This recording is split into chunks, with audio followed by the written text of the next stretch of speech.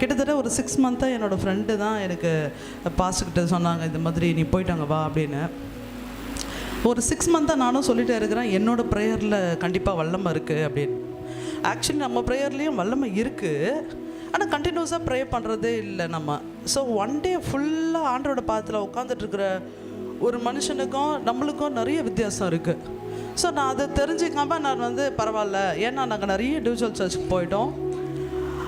ஆனால் ஒரு ரொம்ப அன்போடு எந்த எதிர்பார்ப்பும் இல்லாமல் ஒரு அண்ணன் கூட இருந்தால் இல்லை ஒரு அப்பா கூட இருந்தால் நம்மளுக்கு எப்படி ஃபீல் ஆகுமோ, நான் அந்த மாதிரி தான் இங்கே ஃபீல் பண்ணுறேன். ஏன்னா என்னோட அம்மா என்ன நினைக்கிறாங்களோ, என்னோட அப்பா என்ன நினைக்கிறாரோ, என்னோட அக்கா என்னை பற்றி என்ன நினைக்கிறாளோ, நான் நல்லா இருக்கணும் அப்படின்னு நினைக்கிற ஒரே ஒரு நம்மளோட குடும்பத்தில் இருக்கிறவங்க மட்டும்தான் அப்படி இருப்பாங்க. ஆனால் சபையில் இருக்கிறவங்க அப்படி இருப்பாங்களா என்னன்னு தெரில. ஆனால் ஃபஸ்ட் டைம் நான் அந்த மாதிரி ஒரு அன்பை நான் இங்கே பார்த்தேன். நான் எந்த எதிர்பார்ப்பும் இல்லாமல் நீங்கள் நல்லா இருக்கணும் அப்படின்னு யார் செய்வாங்கன்னா, தேவனோடு இருக்கிற மனுஷன் மட்டும்தான் செய்வார். அதனால் எனக்கு நான் இங்கே வந்தப்போ நான் சொல்கிறது என்னோடய ஸ்டோரி தான் சொல்கிறேன், ஹிஸ்ட்ரியை. நாங்கள் வந்து அங்கே உட்காந்துட்ருக்குறேன், ஒரு அம்மா ரொம்ப ஒரு 1/2 மணி நேரமாக புரண்டுட்டே இருக்கிறாங்க. அப்போ என் ஃப்ரெண்டுக்கிட்ட நான் சொல்கிறேன், இந்த அம்மா நான் 1/2 மணி நேரமாக புரண்டுட்டே இருக்கிறாங்க, நீங்கள் நம்பவே மாட்டீங்க எவ்வளோ நேரம் நான் புரண்டு இருப்பேன்னு நினைக்கிறீங்க. 3 மணி நேரம் கிட்டத்தட்ட புரண்டுட்டே இருக்கிறேன். எனக்கு என்ன ஆச்சுன்னே தெரியல. அவர் கையை வச்சது மட்டும்தான். ஆக்சுவலி எனக்கு ப்ரேயர் பண்ணணும்னு அவர் வரல, உங்களுக்கு நான் சுவிசேஷம் ஆரம்பிக்கிறேன், எப்படி நீங்கள் ஜெபிக்கணும்னு சொல்லித்தரேன்னு தான் சொன்னார். அவ்வளோதான். இருந்த எல்லா உள்ளே இருக்கிற எல்லா மந்திரக்கட்டு மருந்து ஆவிகள் எல்லாம் வெளில வர ஆரம்பிச்சது. உண்மையாகவே எனக்கு ரொம்ப டியராக இருக்கிற ஒருத்தர் தான் இந்த மாதிரி பண்ணியிருக்கிறாங்கன்றது அவர் பேசியிருந்தா கூட அவர் வந்து இவங்க தான் உங்களுக்கு சூனியம் வச்சுருக்காங்க, இவங்க தான் உங்களுக்கு பண்ணியிருக்காங்க நான் நம்பியிருக்க மாட்டேன். என்னோட வாயிலேருந்து வந்ததே அவர் என்ன பண்ணார், வீடியோ எடுத்து காமிச்சார். ஏன்னா அப்படியாப்பட்ட நபர் தான் நம்ம கூட இருந்துகிட்டே நம்மளுக்கு நிறைய விஷயம் பண்ணுறாங்க. பிசாசு எப்படி வரும் அப்படின்னு கேட்டாக்கா, உங்களுக்கெல்லாம் எப்படி வருமோ தெரியல.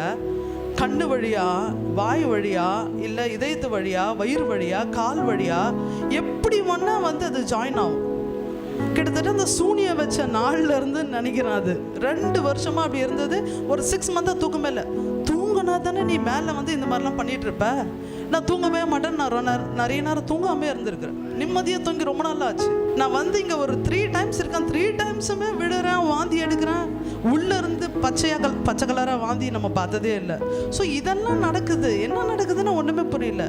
ஆனால் ஆண்டவர் லாஸ்ட் டைம் வந்தப்போ நேராக நின்று அவர் ஜெபிக்கும் போது கர்த்தராகிய தேவனை ஸ்தோத்திரிக்கவும் துதிக்கவும் ஆவியானவர் எனக்கு கிருபை தந்தார். இந்த இடத்துல ஒரு விடுதலை தந்தார் ஆண்டவர். இன்றைக்கி கூட என்னோடய சிஸ்டர்லாம் வரான்னாங்க, லாஸ்ட் வீக் வரான்னாங்க. திடீர்னு பார்த்தா நான் சொல்லிட்டேன், அந்த இடத்துக்கு போனோன்னா கர்த்தருடைய கிருபை கண்டிப்பாக தேவை. என்னென்னா இங்கே அவ்வளோ சீக்கிரம் கூட்டிகிட்டே வரவே அது முடியவே முடியாது. பிசாசு தடைகள் எடுத்துகிட்டு வந்துட்டே இருக்கு. எந்த இடத்துல விடுதலை கிடைக்குதோ அந்த இடத்துல நிச்சயமாக உங்களால் வரவே முடியாது. கர்த்தர் எனக்கு விடுதலை கொடுத்தாரு. அப்பா அம்மா வந்து இங்கே வந்து நான் ஞானஸ்தானம் எடுத்துக்கிறேன். ஏன்னா ஹிந்து ஃபேமிலி பேக்ரவுண்ட் எங்களுது. எங்கள் அப்பா வந்து வேறு எந்த இடத்துலையும் அந்த மாதிரி சொன்னதே இல்லை. இங்கே வந்து பாஸ்டர்கிட்ட நாங்கள் ஞானஸ்தானம் எடுத்துக்கிறோம் ஒப்பு கொடுத்துட்டு போனாங்க. அவங்களுக்கு அவ்வளோ ஒரு ஹாப்பி. எங்கள் வீட்டில் ஒரு நபரை போல் ஆகிட்டு அநேக விடுதலைகள் தேவன் எனக்கு கொடுத்து ஐம் ஸ்டாண்டிங் நவ். எதுக்கு நான் நிற்கிறேன் அப்படின்னு எனக்கு தெரியல. பட் என்னோடய ஃப்யூச்சர் கர்த்தர் அறிவார். எவ்வளோக்குள்ள ஜபத்தில் இருந்தோமோ அவ்வளோக்குள்ள கீழே போய் இல்லைப்பா எனக்கு ஹோப்பே இல்லை அப்படின்ற, அதாவது நாம் நினைக்கிறது தான் தேவன் கொடுக்கணும்னு நினைக்கிறோம். அவருக்காக நம்ம என்ன பண்ணுறோன்னா நினைக்கிறதே இல்லை. அதை நான் இங்கே கற்றுக்கிட்டேன், தேவனுக்காக நான் என்ன செய்யணும் அப்படின்னு. அதனால் அதையும் கற்றுக்கிட்டேன். கர்த்தர் பெரிய விடுதலை கொடுத்து தேவன் என்னை கொண்டு வந்திருக்கிறாரு. என் வீட்டுக்காரரும் நானுமே கிராம ஊழியம் செஞ்சுட்டு இருந்தோம். அது அப்படியே ஸ்டாப் ஆச்சு.